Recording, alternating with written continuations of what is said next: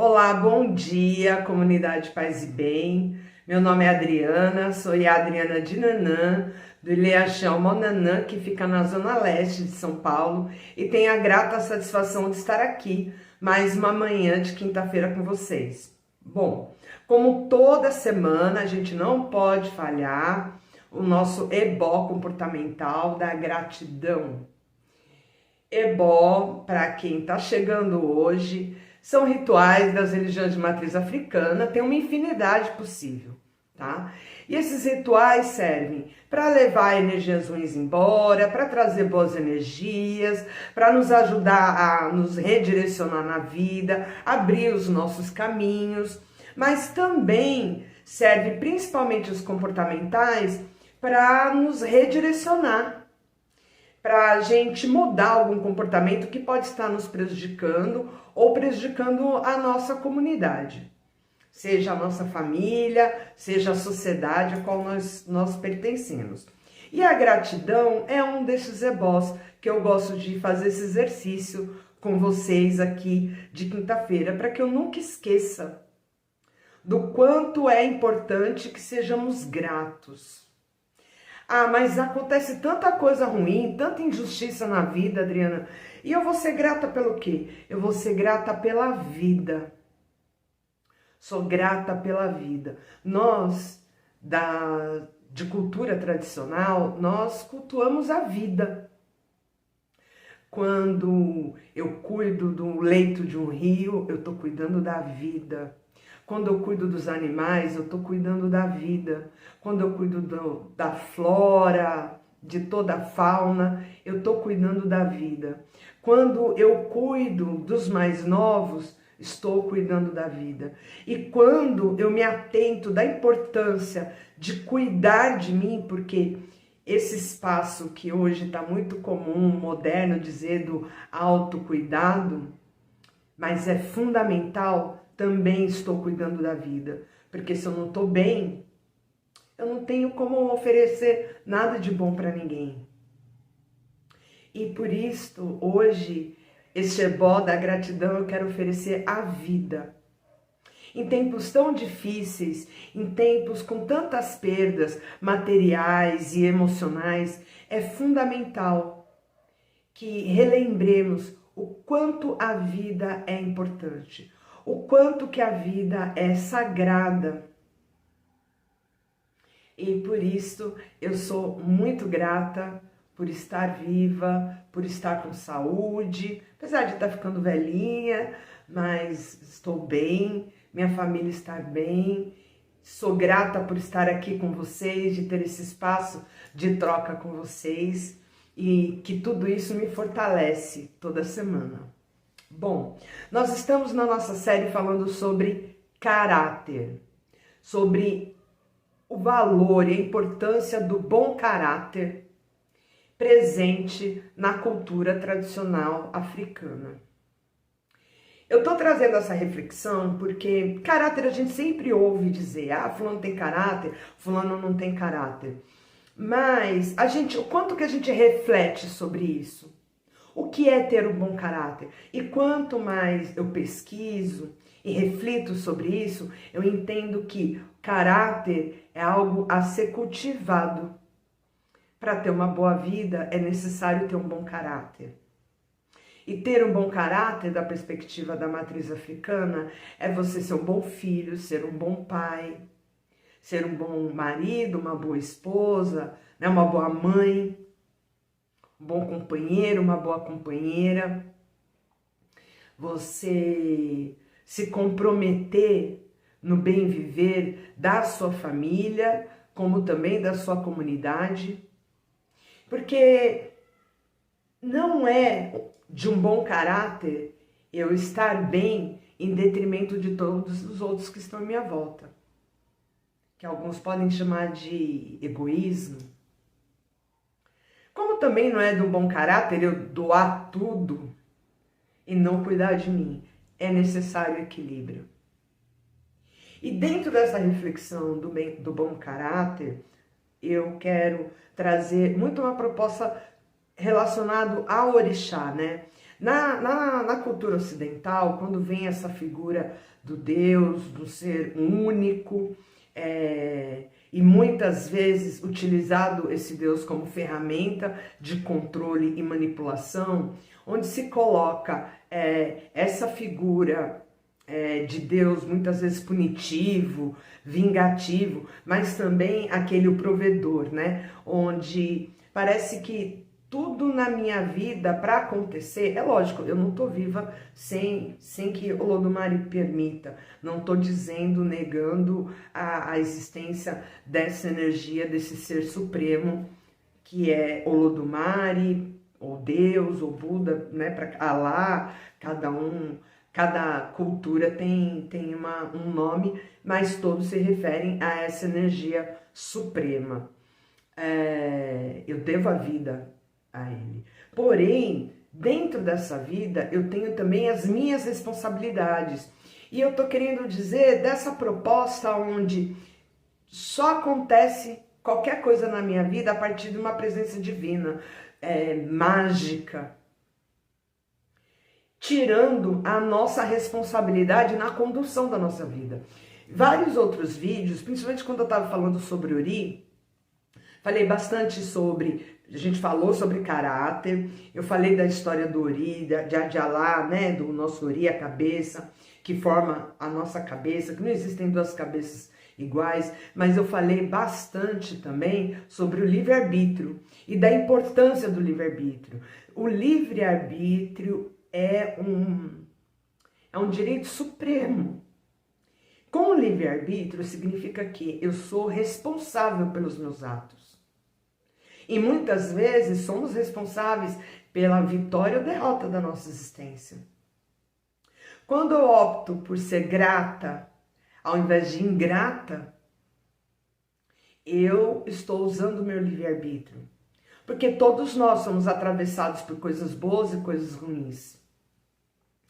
Mas é da responsabilidade do sagrado, do divino, vir e resolver todas as questões da nossa vida? E qual está o papel do indivíduo? Por que Olodumare e todos os orixás têm todo esse empenho para nos dar a vida? Nanã cede o barro, que o Batalá modela o nosso corpo, Olodumare sopra, né, o Emi, a energia da vida em nossos corpos, temos família. A troco de quê? Somos então apenas marionete? E eu acho importante trazer isso porque eu percebo que às vezes as pessoas, isso falando da minha cultura, muitas vezes as pessoas procuram orixá achando que orixá é um super-herói. Eu tenho brincado que orixá não vem voando com uma capinha vermelha e vai pular na frente dos nossos problemas com a cueca por cima da calça. Isso não vai acontecer. Ora, então para que eu culto? Para que eu devo cultuar? Nós, com essa tecnologia, nós manipulamos energias da natureza. É uma tecnologia milenar e ancestral que está aqui presente na Terra desde o começo dos tempos, a partir da nossa mitologia. E essa tecnologia serve para quê? Para me conduzir, me fortalecer elementos, células no meu corpo, ou intuições, vontades, disposição, na verdade, não é vontade, mas a disposição para executar determinadas ações e para resolver os problemas, para encarar os problemas, para ter as boas ideias. Quando a gente toma buri, que é o culto à cabeça, a gente vem, usa toda a tecnologia ancestral de culto a ori, de culto à cabeça, para que eu de cabeça fresca, e todo mundo já ouviu falar, estou de cabeça quente, preciso esfriar a cabeça. De cabeça quente, a gente não ninguém toma boas decisões, não é verdade? Isso está presente aí no senso comum. A diferença é que nós, da cultura de matriz africana, dessa tecnologia ancestral, nós temos como tratar a cabeça, para esfriar essa cabeça, para que a gente consiga pensar melhor. Só que, por que é importante os rebotes comportamentais? Para que eu trabalhe o meu bom caráter, para que eu me responsabilize pela minha vida. É muito cômodo tudo o que houver de vitória, eu dever a uma divindade benévola, né? Ou tudo que acontece de ruim eu devo a uma divindade maléfica. Nessa luta do bem contra o mal, como, né, o Deus ou o diabo. E as minhas escolhas? Nós temos o oráculo, o jogo de búzios, o Peleifá. Eu vou, me consulto, pergunto: olha, eu não estou satisfeita no meu trabalho, eu já estou há muito tempo nesse trabalho e não estou satisfeita, eu quero pedir as contas. Eu vou lá e pergunto, me consulto. Aí, Ifá, a divindade do jogo, vai dizer: olha, agora não é a hora. Às vezes eu não sei que o país, vamos fingir, né, que a gente não sabe que o país vai entrar em crise, ou eu não sei outras questões que estão acontecendo no mundo, ou alguém da minha família, ou eu mesma vou adoecer, ou coisa parecida. Mil coisas que podem estar acontecendo naquele momento e que eu não tenho consciência. Mas o jogo ali, a divindade, ela sabe. Exu sabe. Ele tanto sabe o que está acontecendo, como se é o meu momento também de me direcionar para uma outra oportunidade, de pedir as contas ou não do trabalho. Aí eu vou, e aí o sacerdote me diz: olha, não é a hora, o orixá está dizendo que não é hora de você pedir as contas, aguenta, mas lá pro ano que vem, ou vai fazer, você tá com ideia de tal curso, vai fazendo esse curso que depois vai para essa oportunidade. Só que aí eu chego lá no dia seguinte e eu peço as contas. Chego na empresa. E aí eu fico 1 ano desempregada. A culpa é de quem? Isso no caso de nós que temos oráculo, que consultamos o oráculo. Mas tem várias outras decisões, mas percebe que eu tomei uma decisão mesmo com uma orientação? Não precisa disso. Às vezes você vai e pergunta para sua mãe, ou para o seu pai, para o seu mais velho, que tem muita experiência de vida. Fala: olha, não estou bem no trabalho, eu quero pedir as contas. Ele fala: não, meu filho ou minha filha, vamos procurar um outro trabalho primeiro? Olha, eu vi no jornal que está acontecendo tal situação, o mercado, vamos ter problemas, vamos nos organizar para procurar um outro lugar. Ninguém está dizendo que você tem que morrer naquele lugar. Mas aí, onde você vai usar seu livre-arbítrio? Você foi, se consultou também com a palavra do mais velho. E por que é importante o mais velho? Não importa se ele trabalha na mesma área que você ou não, mas ele tem mais experiência, ele já viu mais coisa, ele tem mais informações nos bancos de dados dele, no Ori, para fazer um cálculo rápido, instintivamente, e te dar uma orientação. Só que você vai lá no dia seguinte, por qualquer motivo. Não estou dizendo se o motivo é justificado ou não, porque tem várias situações aí de emprego, né, de assédio moral e o inferno todo que se vive na Terra, que é permitido e produzido pelo capital, né, e pelo mercado. Mas eu vou lá e peço as contas. Sem ter ouvido o mais velho. E acontece a mesma coisa. Ou seja, são escolhas. Você está se relacionando com alguém, você está casado com uma pessoa, está num compromisso sério com outra pessoa. E em algum momento você se interessa por outra pessoa. São suas escolhas. Ou a outra pessoa dá em cima de você, fica te cercando, galanteios, né? Palavra que nem existe, acho que mais hoje, no dicionário e tal. E aí você, não resisti, fui conduzida, fui induzida. Você até pode ter sido induzido, mas e as suas escolhas? Você tem escolha, nada impede, não é de mau caráter você estar num relacionamento sério e se interessar por outra pessoa, mas é de mau caráter você se permitir estar em outros relacionamentos, se relacionar com outras pessoas, independente do compromisso que você tem anterior, sem romper, sem dar um desfecho, sem encaminhar. E nisso às vezes vai criando escalas de estragos nas vidas. E tem várias outras situações que eu poderia citar aqui, dezenas, milhares, né? Você saber que tem uma doença, que você não pode comer tal coisa, que você não pode fazer tal atividade, e você insiste em fazer, é uma escolha. São escolhas. E aí, por que eu estou dizendo isso? Porque Orixá, como divindade nenhuma, não tem obrigação, não é de bom caráter eu me acovardar nas minhas situações e querer culpar outro, nem que seja uma divindade, pelos meus fracassos, pelos meus erros.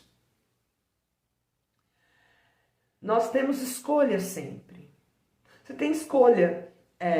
Ainda mais aqui no Brasil, né? Fala de Brasil, com toda essa mistura étnica, cultural. Aqui no Brasil nós temos a presença, acho que de todas as matrizes religiosas, imagino eu.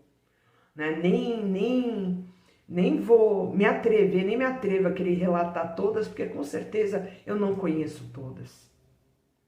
Nós temos a presença, tem comunidade Bahá'í, tem budismo, tem o Wicca, tem as religiões de matriz africana, que dentro delas, inclusive, tem uma diversidade muito grande. Tem o catolicismo, tem os evangélicos, os pentecostais, e dentre estes também tem uma variedade, né? Tem uma diversidade também grande, e tantas outras. Tantas outras. Então, e com isso você pode escolher, não é? Você pode escolher. É lógico, a tendência, falando de Ori, do pré-projeto que a gente traz para essa vida e tudo mais, é natural que a gente vá se conduzindo, vai se sentindo melhor dentro do nosso caminho, né? Eu nunca me senti bem dentro da Igreja Católica, não para culto, para frequentar. Uma coisa é ter amigos padres, os colegas, respeitar o sagrado da Igreja Católica. Outra coisa é eu me dizer católica, eu não sou católica. Mesmo tendo sido batizada na Igreja Católica quando bebê, que era assim, do caminho de, né, que é a obrigação dos pais cuidar na primeira infância, porque a religião também traz muitos valores morais, ajuda a trabalhar o bom caráter da pessoa, porque as religiões têm muito desse papel. Mas depois de adulta, eu nunca me identifiquei, conforme eu fui crescendo, e o lugar que eu me identifiquei, que eu me encontro, não me vejo em outro lugar, é no candomblé, aqui no Brasil, é no culto tradicional africano. É onde eu me entendo, que eu me reconheço, me sinto bem. Assim como pessoas dentro da Igreja Católica, dentro da Igreja Evangélica e tantas outras. Ou seja, quando a gente está trilhando o nosso caminho, eu brinco que o caminho tende a trilhar, a fluir mais fácil. Mas vocês percebem que tudo isso, entre tudo isso nós temos a nossa escolha, nós fizemos o nosso compromisso antes de vir. Muitas vezes a gente se comprometeu, olha, vou casar com mais ou menos tantos anos, vou ter 1 filho, 2 filhos, 5 filhos, vou casar às vezes com fulano, com Beltrano, às vezes só vim com compromisso com os filhos e aí vamos definir isso durante a execução do projeto na vida, né? Para quem está chegando hoje, eu tenho hábito de falar, o que muitos chamam de destino ou predestinação, por entender que muitas vezes as pessoas veem destino, a palavra destino como algo imutável, eu gosto de chamar de pré-projeto de vida, que a gente define antes de vir do Orum, do céu, para o Aê, a terra, nosso pré-projeto de vida. E digo pré, porque a partir do livre-arbítrio, das minhas escolhas, eu posso mudar meus caminhos. Da mesma forma que Orixá também não vai obrigar, mesmo que eu tenha o caminho no Orixá. Se eu tivesse escolhido outra coisa, o Orixá não ia me obrigar. A única coisa que as pessoas precisam entender, o Orixá não vai lá te pegar à força, é que quando a gente está no caminho certo, ou seja, no caminho pré-definido, e pré-definido por quem? Por nós. Eu, antes de nascer, eu combinei que seria uma Yalorixá, seria uma sacerdotisa de matriz africana, que ajudaria no cuidado de pessoas aqui na Terra. Exerceria essa medicina tradicional. Eu me comprometi a isso, mas eu poderia ter dito não em algum momento, lá atrás. Acontece que desde que eu cheguei, eu nunca me vi em outro lugar. Quer dizer que só dá tudo certo? Não, não dá tudo certo. Tem o papel importante de Orixá, tem o papel importante de Orixá. Mas Orixá não vai sobrepor ao meu livre-arbítrio.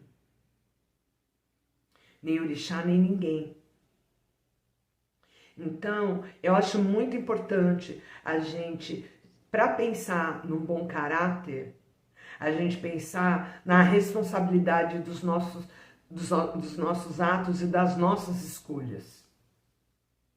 Mas eu posso ter sido enganada. Sim. Mas muitas vezes quando a gente está sendo enganado, lá no fundo a gente sente que tem alguma coisa errada. Mas a gente se deixa levar. Quando a gente para ser honesto, isso está tirando a culpa do enganador? Não. De forma alguma. Mas quanto mais a gente amadurece essa reflexão da nossa responsabilidade, não estou falando de culpa, não estou falando de ficar se culpando por tudo, se martirizando, não é isto. Não é disso que eu estou falando. Eu estou falando de tomarmos a responsabilidade das rédeas da nossa vida, da condução da nossa vida. Isso é fundamental para a construção de uma sociedade bem viver, que cada um seja de fato responsável pelos seus atos. Temos as leis, temos várias legislações aí presente, só que nós fazemos as nossas escolhas. E se eu faço isso de uma forma responsável e madura, eu transito pelos meus erros e os meus acertos com muito mais paz, muito mais tranquilidade, porque eu posso ver meus erros, inclusive, como oportunidades de aprendizado. Mesmo que doa, mas eu posso ver como oportunidade de aprendizado, ser grata nesse processo. Lógico, depois de passar raiva, passar mágoa, porque tem o processo humano e que é natural, mas eu ser honesta comigo mesma. Porque quando eu faço essa reflexão, eu me permito aprender para não cometer os mesmos erros e não sentir novamente a mesma dor. Bom, espero que vocês tenham gostado da reflexão de hoje. Tenhamos todos, todas e todes uma quinta-feira abençoada, de muito amor, de muita prosperidade, de muitas alegrias em nossa vida, pois é o que nós estamos precisando. Um beijo grande e até quinta-feira que vem.